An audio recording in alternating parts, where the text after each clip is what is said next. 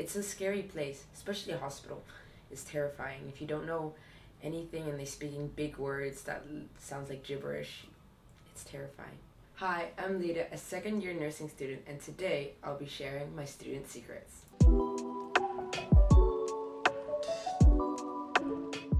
What inspired you to choose nursing as your career?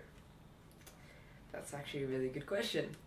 I struggled for a while with figuring out what I wanted to do. I started with doing sports, and I was like, I wanted to do sports, but I was like, that was not something for me.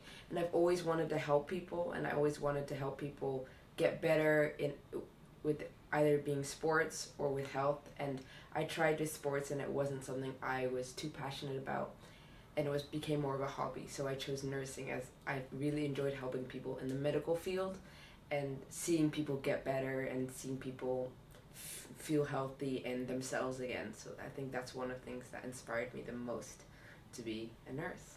What is a fun fact about your field of study that most people don't know? I think one of the things that's a fun fact is that nurses do more than doctors themselves. As doctors, they just write the script, like tell them, okay, you're sick, you've got this. Especially in like hospitals, like they're like, oh yeah, she's sick, she has this, nurse, you figure it out. But as a nurse, you have to kind of see how the patient's doing. So if he has a fever, you're the one that writes it down and get paracetamol, or all the symptoms that you see, you kind of like tell the doctor. So actually you're the doctor. What are some of the biggest challenges you faced during your studies? I think for me, as my studies is fully in Dutch, and my first language is English, I think one of the biggest struggle was for me the Dutch. But as well, I think another struggle for me was I'm not the strongest person in math, and you need a lot of math in nursing. So like medical math is a lot different than just mental math, like, oh, let me times 6 times 6, 36. Like, that's not math that comes up. It's a lot with milliliters and weights of a person. So I think that's one of the biggest challenges I faced. And I have a lot of learning difficulties. So stuff like that has really challenged me. But I think the community at my school, at least, is really helpful with that.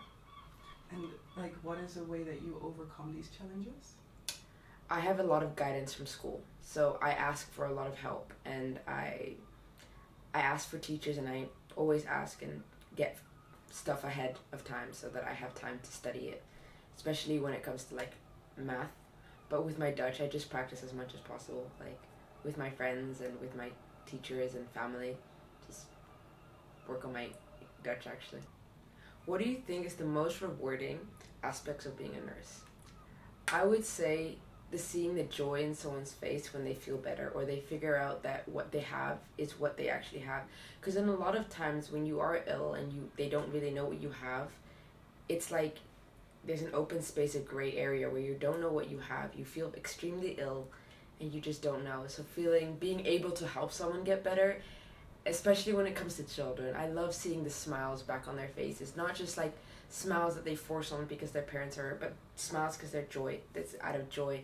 Especially when helping kids, it's always so much joy because you have to make a game out of it, because otherwise it's just not fun for them. And it's a scary place, especially a hospital. It's terrifying. If you don't know anything and they're speaking big words that sounds like gibberish, it's terrifying. So I would say helping people. What is one piece of advice you would give to someone considering nursing career? Time.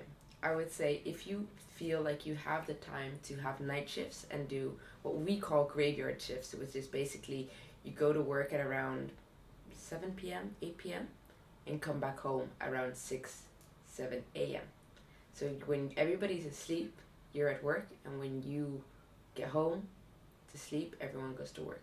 And you have to think, if you think that's something for you, and you can work 12-hour shifts for such a long time on your feet, running around, doing different things at the same time, communicating, but also standing on your own 2 feet, because nursing, there's not enough nurses in this world, and they're being overworked, underpaid.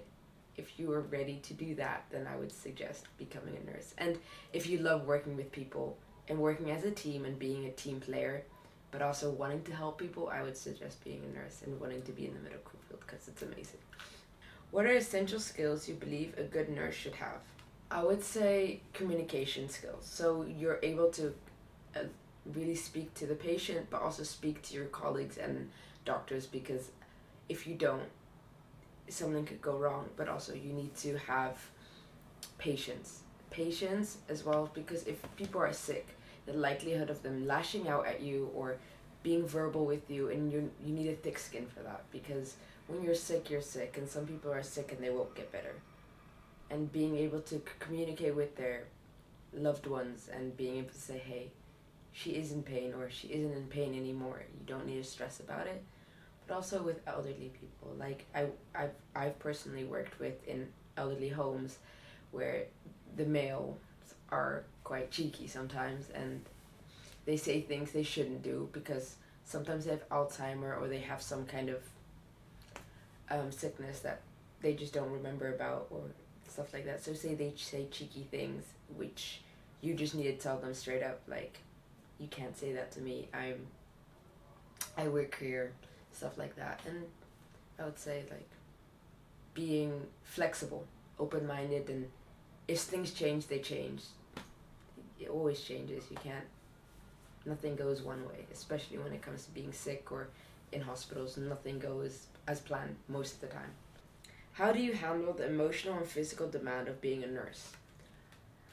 I think emotional, because you do lose patients, and I think some stuff, it does get, especially the first year when I'm second year now, but first year I wasn't really doing a lot with patients itself, but we have lost patients, and it can be very demanding, and we all try not to be attached to patients because they come and go. They don't stay there forever. And some pass away, and that's sad. And I think talking to colleagues, talking to friends is something that's really important. And or maybe having someone like a therapist to talk to if it does get really emotional, having someone in your corners that you can just go to when it gets a little too much. And physically, I would say listen to your body. Really listen to your body. And like, if something's too heavy, there's enough people around you that can help you out if you can't do it yourself. As me, I'm a tiny human. I'm not very tall. And so having someone that's maybe twice my size being able to carry something or grab something from a high shelf is better than start climbing on chairs and getting yourself hurt and hurting yourself. But and the gym. I'd say the gym is important too, because some of the things you have to carry is over 20 pounds or kilos, and if you don't know how to carry that properly, you're going to hurt yourself. So the gym and figuring out how to do it right. What advice would you give to your younger self at the start of your studies? Have patience with yourself. I would say biggest thing was have patience, because I'm a go person, especially as I enjoy sports. I do sports in my free time as well. I'm always a go person. And being able to step back, look what has to be done, and not jump straight to conclusions, even though you think you know what a diagnosis is, or you think you know that you understand it, but maybe you don't know it fully. As a nurse, it's really, really important to take it slow. In the sense of, if there are symptoms that someone has for one day, it doesn't mean that they will have it for the next, 3-4 days. Maybe it's just a day that they have a tummy ache or a fever, and then you can't straight away rush to the doctor and say, oh my gosh, they have a fever, they're itchy, they're everywhere, and they start giving medication, but it was just maybe one day when they ate something that may have triggered something else that has nothing to do with the diagnosis of why they're feeling ill. So I would say, take a step back, patience, and it's okay to make mistakes. So that was the biggest thing. Thank you for being here with me today. If you'd like to hear more from other students, don't forget to subscribe. And I hope you guys also would become nurses.